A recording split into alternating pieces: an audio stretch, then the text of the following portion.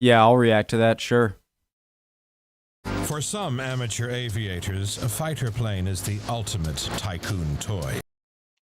Okay. Naked Science, hey guys. Original link to the video, top of the description. My name's Connor if you're new. Hello. I like to learn things with you guys, with your help. Blackburn Buccaneer, British nuclear bomber. That's all I need to know to press play. Let's go. Hi guys. I said that. For some amateur aviators, a fighter plane is the ultimate tycoon toy. But Ian Pringle wanted something much bigger and much deadlier. He wanted a nuclear bomber, the Buccaneer. Flying one of these definitely... What is the small... when I think of a nuclear bomb, I still think of like little boy, fat man... Little boy and fat man, the two, Hiroshima and Nagasaki, America dropped.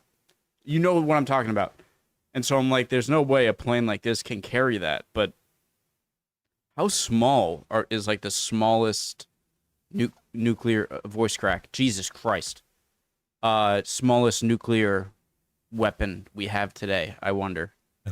Man, I could have said that in like 10 words and it... You're much bigger and much deadlier. He wanted a nuclear bomber, the Buccaneer. Flying one of these definitely puts you in a class of your own. I saw a Buccaneer parked in the hangar for sale, and I used to sit in the cockpit because as a kid I saw one of these Buccaneers do an air show, and I was very, very impressed with it. And I just thought, oh, I'd love to fly this thing one day, never thinking it would happen.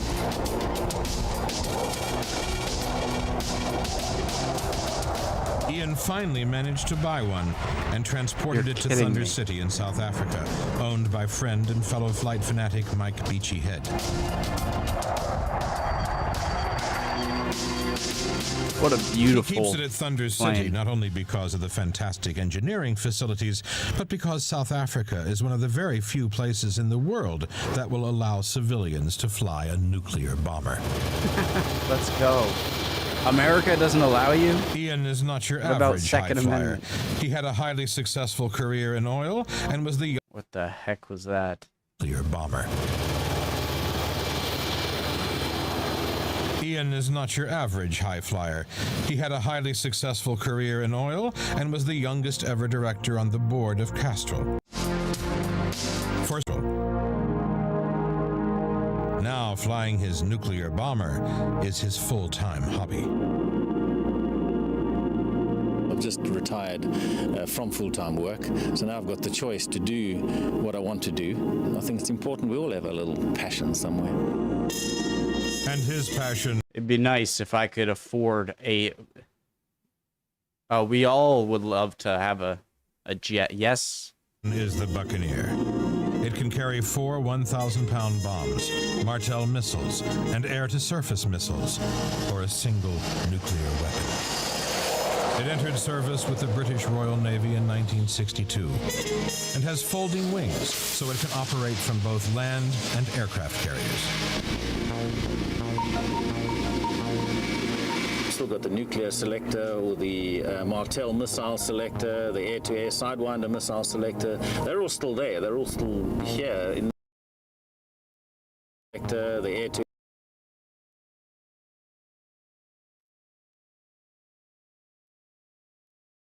Just fast forward if you guys want. I just want to release. So the red button is the release, but to reset, press reject switch.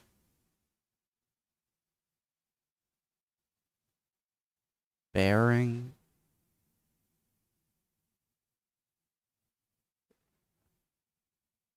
I don't know. What does this mean? So, like, if it's a short range, you flip it up. If it's a long range, you flip it down.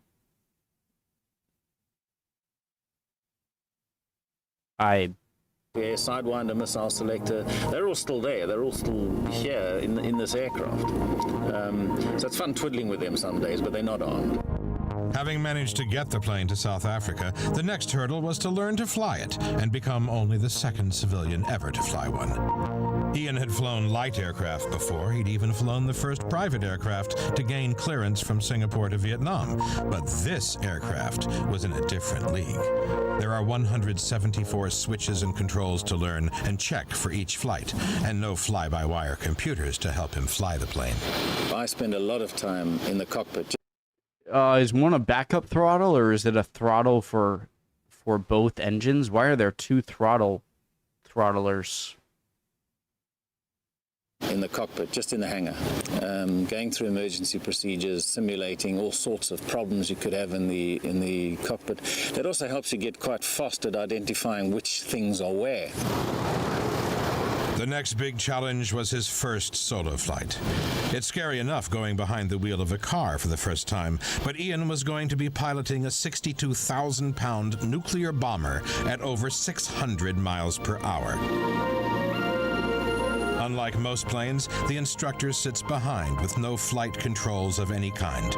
It was all down to Ian. If he made a mistake, there was nothing the instructor could do to save them. My biggest challenge was that my first flight was my first solo. I felt nervous, extremely nervous, almost thought of pulling out and not doing it. Ian pulled himself together and took off.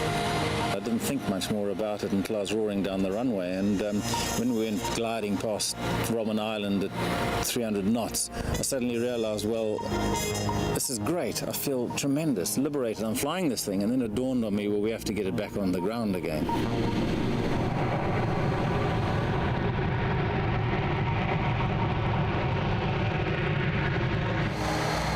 Ian managed to land his bomber smoothly, and he is now one of only 2 civilian pilots ever to fly the Buccaneer.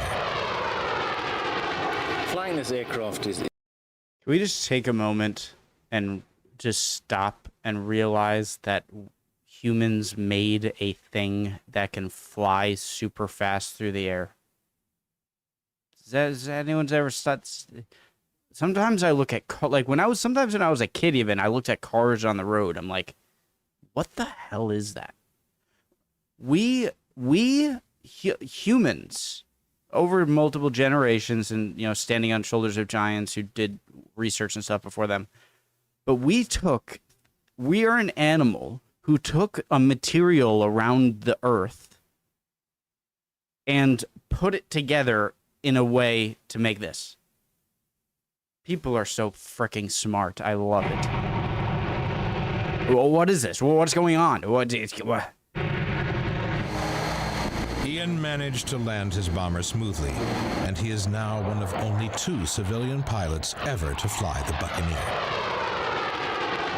Flying this aircraft is superb. It's got enormous power. It's got a forward tilted cockpit, so your visibility for low-level flying is absolutely superb. Because the Buccaneer was designed to fly extremely low under enemy radar, drop its bombs, and then run for home, the pilots needed the excellent visibility. So it has a large canopy giving a nearly 180-degree view. To perform its mission... If it's a nuclear bomber, then I'm sure you'd want to drop it high so you're not near the explosion when you're going low. But I'm assuming they were talking about more conventional bombs. Without giving a nearly 180-degree view. To perform its mission without being detected, it would fly at 645 miles per hour, sometimes only 30 feet above the surface. For Ian, the Buccaneer gives him the thrill executive toys like sports cars just can't deliver. Flying jets, of course, is the speed and the way you can throw the aircraft around and do massive height climbs, do low-level flying in the Buccaneer. That's superb. And guys, what are these things for? Do low-level flying in the Buccaneer. That's superb. And I think just the buzz of getting around the sky so fast. And there's the additional buzz that any mistake could be fatal. the chances are high if you're not concentrating of selecting the wrong thing and suddenly falling out of the sky and killing yourself.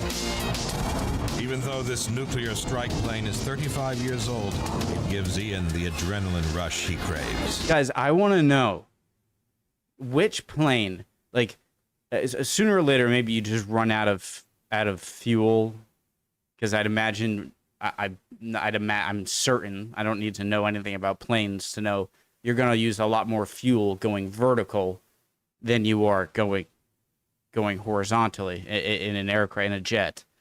But like, if you just turned upwards and just put full throttle and just 90 degrees up, like, what would happen? Like, how high would you get up? And what would be the cause of you not being able to just go up into space? You know, I would assume a lack of fuel. But I don't know. Strike plane is 35 years old. It gives Ian the adrenaline rush he craves.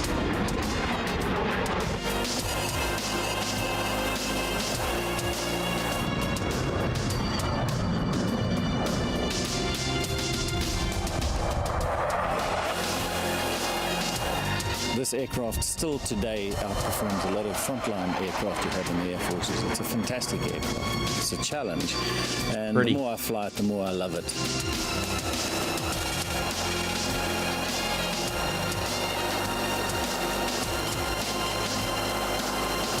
That was awesome.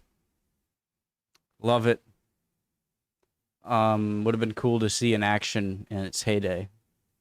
And I wonder if it was ever used, or not used, to drop a nuclear weapon. Obviously, it wasn't. The only two that were dropped on people were Americans in World War II. Yeah, awesome plane. This caught my eye. Look at how sleeked back the wings are. Love you all. Hope you're all doing well. I really do hope you're doing well, by the way. I try not to. I feel like it becomes too repetitive and means nothing. I really do hope you're doing well. Chin up. Would appreciate any comments down below. Would love to see you next video. Bye, guys.